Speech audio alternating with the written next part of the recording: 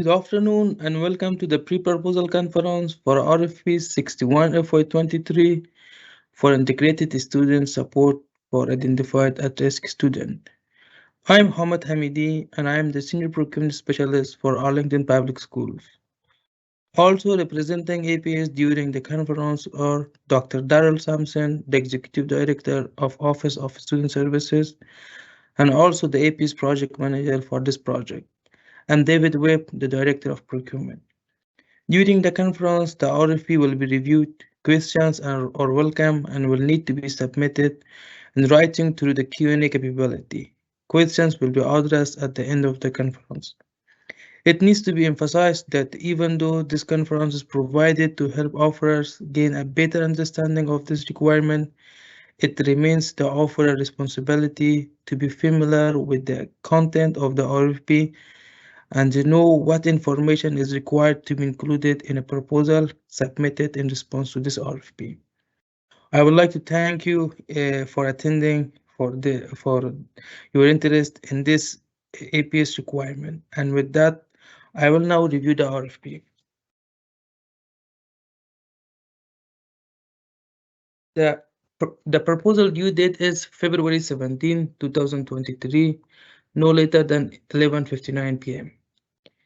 Sealed proposal shall not be received in response to this RFP at SciFX Education Center by mail, express mail, in person, or by carrier, but will do so instead electronically through a secure cloud-based file sharing platform. Firms wishing to submit a proposal in response to this RFP are required to upload the information requested in tabs 1 to 6 of Section 4 proposal requirement into the platform. A link is provided in this RFP. To assess offerer with its proposal submission, screenshots of the step required to submit a proposal are attached as Appendix H to this RFP. Once again, a proposal must be submitted through the platform by 11:59 p.m. on Friday, February 17, 2023. Proposal received after this date shall not be considered. Confirmation is not provided that the proposal has been received in the platform. However, offerer can contact me through my email address and phone number to request confirmation that their proposal has been received. This is a link to our current solicitation. So if you click on this, it will take you to APS procurement website. Minutes of this conference, including but not limited to questions and answers presented at the conference, will be issued in writing by the procurement office as an information item. All questions regarding this RFP, other than those submitted at the conference, must be in writing via email address to me and Dr. Darrell Sampson, and they must be received by 5 p.m. on February 8th. Changes to the RFP will only be made through a written addendum issued by procurement office. The addendum will be posted in EVA and procurement office website. Offerer shall assert in period to submitting a proposal that all addenda issued have been received and shall acknowledge the receipt of inclusion of all addenda by marking here or by including a signed copy of all addenda with the proposal. Questions received timely in response to this RFP, including those at the conference, will be answered by written information item issued by procurement office. This RFP shall not be modified by an information item. If your proposal have test secret, please mark one of the below options. Your SCC number should go here, and the department status, please confirm your department status by marking one of the following options. Here you can mark the type of your business, and in here the full legal name of the offerer, addresses, tax number, and signature. So this is the last page of the proposal submission pages. And now I will pass over to Dr. Sampson to review the introduction and scope of work. Sure, thank you so much. So we are seeking proposals for someone to provide what we call integrated student supports, particularly for some of our identified at-risk or at-promise students. We have been providing this integrated student support at selected schools for the last several years since 2017 with communities and schools of Northern Virginia. We have information regarding APS, its demographics, the school-specific demographics, and all of those pieces can be found at our website. And you can also find information in the FY23 budget document, not just about numbers, but additional information about schools. Under our current contract, we provide services, community and schools provide services at Barcroft, Gunston, and at Wakefield High School. Okay, I'll go into a little bit more detail here just to understand the scope. So under our current contract, we, APS, fund full-time site-based coordinators at Barcroft, a graduation coach at Wakefield, and a program team leader that provides support to all of these personnel in the schools. Okay, we had a budget from 21-22 to the amount of about $229,977, and then we extended the contract for 21 to 23 for a budget of $260,000. Okay, it's important to know that the full-time site-based coordinators at both Gunston and Wakefield, as well as a community outreach and partnership staff member, were funded through community and schools at no cost to us and APS. Okay, we do seek to continue that we have an arrangement where the contractor provides some of the personnel through their own funding, at least at a minimum of 2 of our schools. Our current contractor, Community and Schools, receives funding through combinations of additional outside state, foundation, grants, and other other entities that can provide some funding to them directly. So as of right now, we anticipate that we'll have for the next school year, so July 1, 2023 through 2024, is about $189,000. We understand that this could restrict the number of positions that we on the APS side could fund. So we are expecting that the contractor be able to self-fund some of those positions that exceed our own budget. We are still working through the budget process for Arlington Public Schools to be able to adopt the FY24 budget. So that's going to be going on from now throughout the spring. And so if there are changes to that amount, we will provide an update to those people who have submitted offers. And if we haven't, if the contract hasn't been awarded, or if we have awarded the contract, we'll provide that addendum and update to them at that point. We've prioritized our positions in terms of the order of importance. So we are going to fund as many of the positions that our current budget is able to cover, or our budget at any time will be able to cover.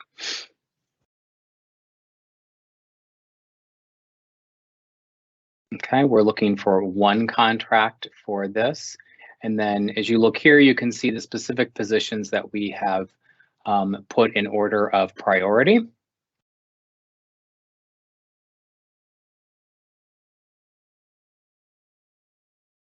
Okay, so here we're looking for the program to provide supports to, some of our at-risk, under-resourced students and their families. And we're looking for someone who feels that they have the ability to support our students in pre-K through high school, again, at a minimum of 2 of our schools. Okay, so this will just go through here some of the highlights, the full-time outreach and partnership coordinator, what we're expecting there, a full-time site-based graduation coach, at Wakefield, our program team lead, our full-time site-based coordinator at Wakefield, our full-time site-based coordinator at Gunston Middle, and our full-time site-based coordinator at Barcroft.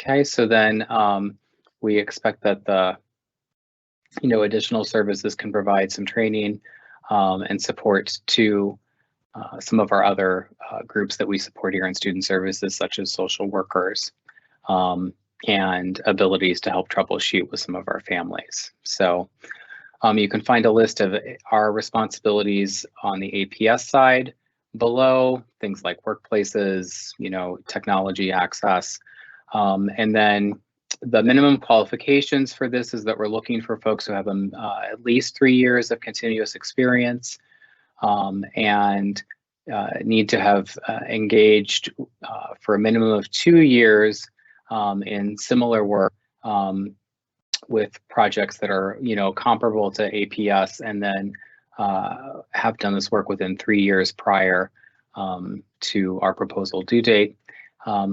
And we're looking for these personnel to also have some specific years of experience, as you can see here and further on. Thank you. Thank you, Dr. Sampson. So once again, the question relating to this RFP shall be submitted in writing to me and Dr. Darrell Sampson. And here are some tentative schedule for this RFP.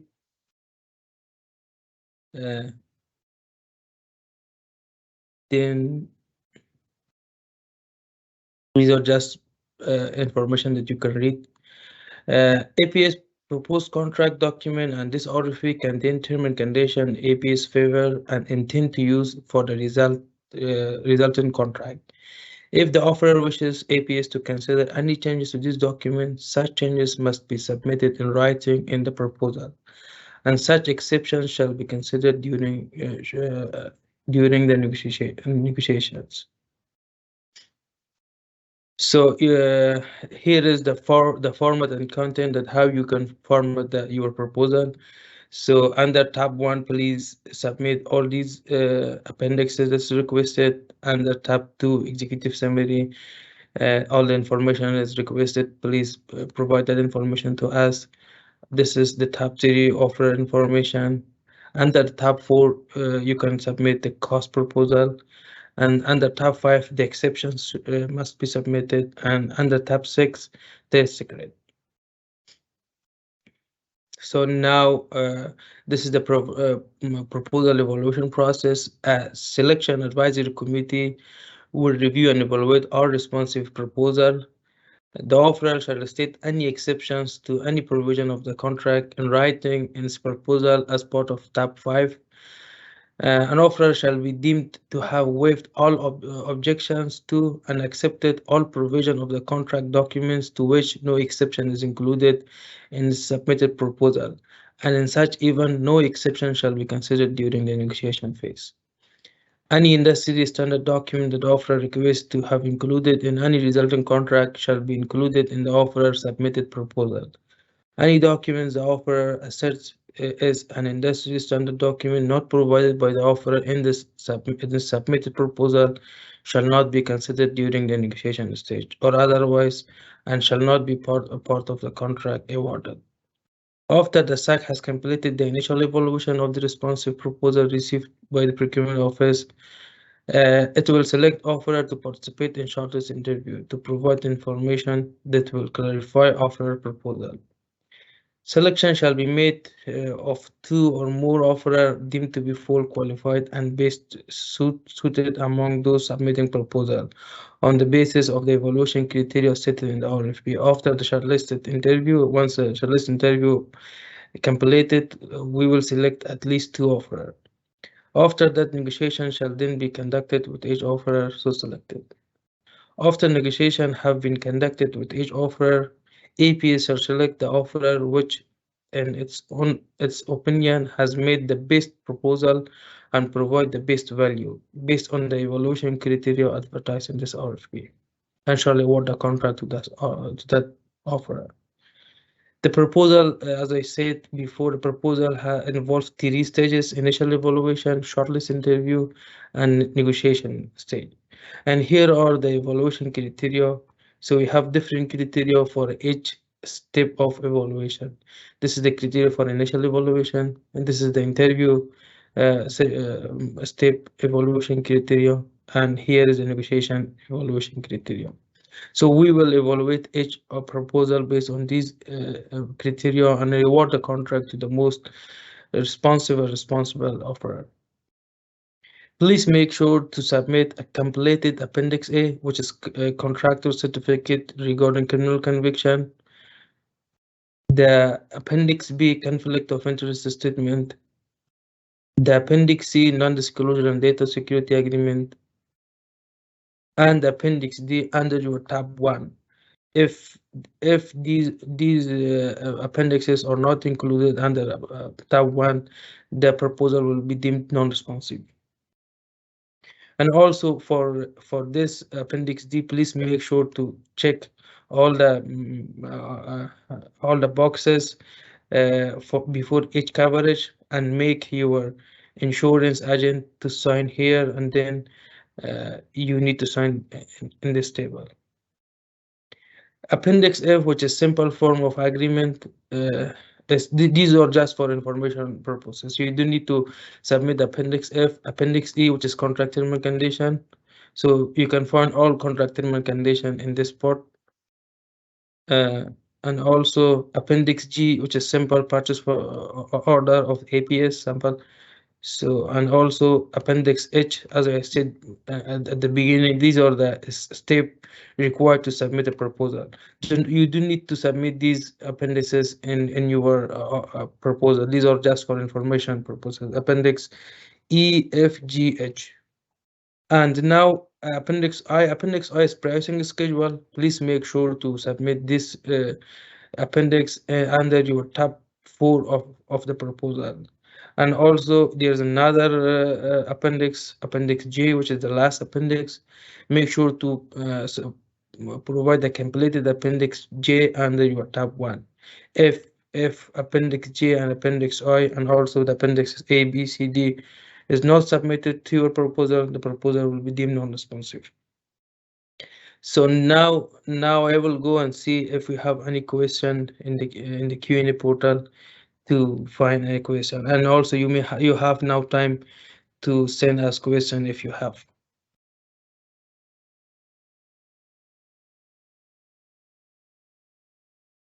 As of now, I don't see any question in the Q&A portal.